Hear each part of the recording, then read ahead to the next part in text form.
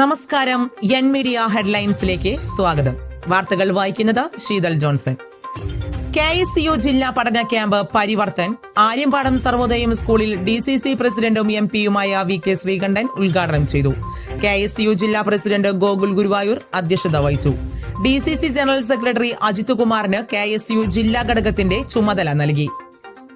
ATM robbery പ്രതികൾ പ്രായോഗിക പരിശീലനം നേടിയവരെന്ന് പോലീസ്.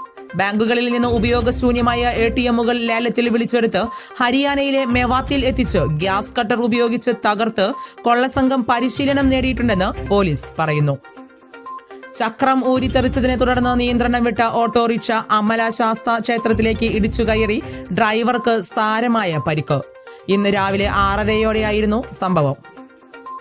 മാഫിയ സംരക്ഷകൻ മുഖ്യമന്ത്രി രാജിവെക്കുക, തൃശൂർ പൂരം കലക്കിയവർക്കെതിരെ നടപടി സ്വീകരിക്കുക എന്നീ ആവശ്യങ്ങളുമായി കരുമത്ര 2ാം വാർഡ് കോൺഗ്രസ് കമ്മിറ്റി പ്രതിഷേധ കൂട്ടായ്മ സംഘടിപ്പിച്ചു. DCC സെക്രട്ടറി PK രാജു ഉദ്ഘാടനം ചെയ്തു. വിനോദ് മാടവന അധ്യക്ഷത വഹിച്ചു. തളിക്കുളം ഇടശ്ശേരി ബീച്ചിൽ കടലിൽ കുളിക്കാനിറങ്ങിയ തമിഴ്നാട് സ്വദേശി മുങ്ങി മരിച്ചു. കോയമ്പത്തൂർ സ്വദേശി വെങ്കിടേഷാണ് മരിച്ചത്. ഇന്ന് ഉച്ചയ്ക്ക് 12ഓടെയായിരുന്നു സംഭവം.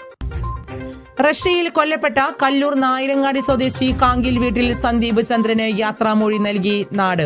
നിരവധി ആളുകളാണ് സന്ദീപിനെ ഒരു നോക്ക് കാണാനും അന്തിമോപചാരം അർപ്പിക്കാനും വീട്ടിലെത്തിയത്. മന്ത്രി K രാജൻ റീത്ത് സമർപ്പിച്ചു.